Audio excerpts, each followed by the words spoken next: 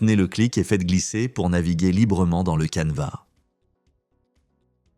Ensuite, utilisez la molette de votre souris pour zoomer ou dézoomer. La vue va se centrer sur la position du curseur. Nous pouvons structurer notre arborescence vocale en utilisant les diverses briques d'activité disponibles. Un système de drag and drop permet d'en ajouter simplement dans le Canva.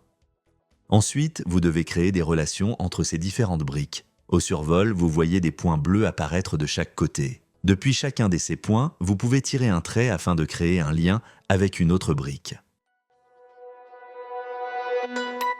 Le point d'entrée vous permet d'associer un numéro à vos arborescences vocales. Ces numéros vont être ceux disponibles dans votre stock. Ajoutez autant de numéros que vous le souhaitez. De plus, vous n'êtes pas limité sur le nombre de points d'entrée.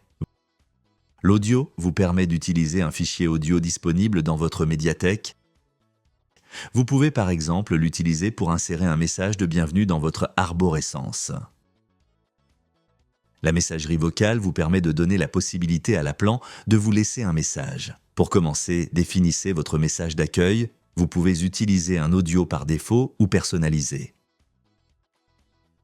Vous pouvez envoyer le message laissé par l'appelant vers une adresse mail et, si vous le souhaitez, ajouter la transcription écrite du message à l'email que vous recevrez. Le calendrier permet de faire de la gestion horaire. Renseignez vos plages standards pour les horaires habituels. Puis ajoutez des plages exceptionnelles, jours fériés, événements ou périodes particulières afin d'adapter automatiquement le comportement des appels. Définissez simplement vos jours et horaires d'ouverture via le menu déroulant ou en écrivant directement dans le champ prévu. La plage par défaut couvre tous les créneaux non définis dans vos plages personnalisées. Dans notre exemple, nous avons défini nos horaires d'ouverture du lundi au vendredi de 8h à midi et de 13h30 à 18h. La plage par défaut prend donc en charge les périodes de fermeture telles que définies indirectement. Nous renommons les blocs pour y voir plus clair. Maintenant, en établissant un lien depuis un bloc calendrier, un menu contextuel permet de sélectionner la plage horaire sur laquelle effectuer l'action. En cliquant sur l'icône crayon, vous visualisez la configuration de la plage horaire en question. Dirigez ainsi les appels différemment selon que vous êtes ouvert ou fermé. Vous pouvez par exemple orienter les appels vers un menu lorsque vous êtes ouvert et une messagerie lorsque vous êtes fermé. Pour les gestions horaires particulières, vous disposez des plages temporaires. Celles-ci vont permettre de définir des horaires qui prendront le dessus sur les horaires standards.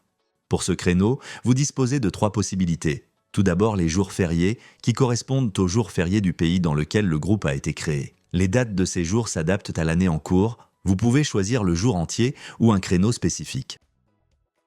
Ensuite, les plages continues, qui correspondent à des plages spécifiques exceptionnelles, comme un séminaire par exemple. Enfin, les créneaux personnalisés. Ces derniers permettent de définir un comportement récurrent sur une période assez large, comme par exemple des horaires d'été, différents de vos horaires standards.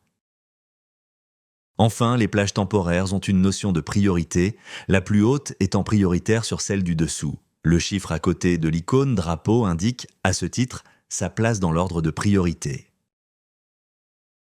Pour illustrer les possibilités offertes par le calendrier, voici un exemple d'organisation. Lorsque l'appel arrive, celui-ci va tout d'abord prendre en considération les événements temporaires, puis les événements standards. Dans cet exemple, le premier événement à prendre en considération va être l'événement férié, qui intègre tous les jours fériés de l'année. Si l'appel est reçu lors de cette période, celui-ci sera dirigé vers un message audio indiquant la fermeture. Si l'appel est reçu hors férié, alors il va regarder l'événement séminaire qui correspond à une plage continue, à savoir 2 jours consécutifs. Si l'appel est reçu lors de cette période, l'appel sera dirigé vers une messagerie vocale.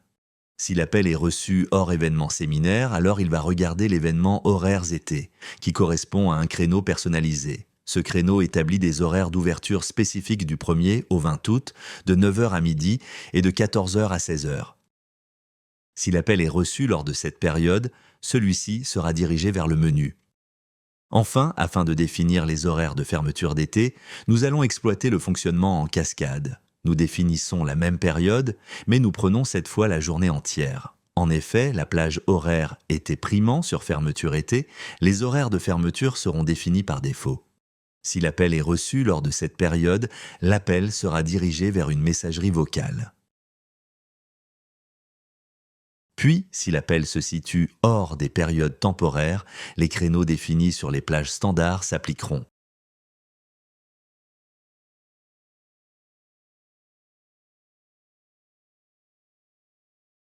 Et enfin, en tout dernier lieu, la plage par défaut s'appliquera. Le menu va présenter à l'appelant les options qui se présentent à lui via les touches de son téléphone. L'appel sera ainsi routé différemment selon la touche appuyée. Ce menu va se composer de 3 fonctionnalités. Tout d'abord les instructions, sous forme d'un fichier audio téléchargeable, afin d'indiquer à l'appelant les actions qui se présentent à lui. Vous pouvez également lui donner la possibilité d'effectuer une action sans attendre la fin du message de présentation avec le bypass audio. Ensuite, le paramétrage des touches d'action qui dirigeront les appels vers l'action correspondante. Ajoutez simplement vos associations touche action. Ces actions correspondent aux actions que vous avez paramétrées, comme un transfert ou un groupe d'appels. Enfin, le paramétrage de la prise en charge des erreurs. 2 types d'erreurs existent. Le premier type survient si l'appelant ne sélectionne aucune touche. Le second type survient si l'appelant ne répond pas dans le temps imparti définissable ici même. Ces 2 types d'erreurs vont se cumuler dans un compteur. Au-delà d'un nombre d'erreurs défini ici, l'appel sera dirigé vers une sortie nommée « maximum d'erreurs ». Libre à vous de définir l'action vers laquelle sera routée l'erreur. Dans le cas présent, cela peut être le transfert ou le groupe d'appel. Mais vous pouvez aussi rediriger sur une autre action non encore liée au menu, comme le message audio paramétré plus haut dans l'arborescence. Enfin, vous pouvez télécharger un message informant l'appelant de l'erreur. L'action transfert correspond à un transfert vers un numéro de téléphone. Vous pouvez renseigner manuellement le numéro de téléphone vers lequel l'appel sera transféré ou utiliser l'annuaire de l'organisation. Celui-ci listera les utilisateurs disponibles et, pour chacun d'eux, les numéros rattachés. Choisissez le numéro vers lequel orienter le transfert. Des options de débordement sont disponibles si l'attente dépasse un certain temps, dont vous pouvez paramétrer la durée, ou si la ligne est occupée. Vous pouvez également mettre en place une musique d'attente si vous le souhaitez. L'action groupe d'appel permet de diriger les appels vers un groupe d'appels que vous aurez préalablement créé. Vous retrouverez ensuite les informations liées à ce groupe d'appels.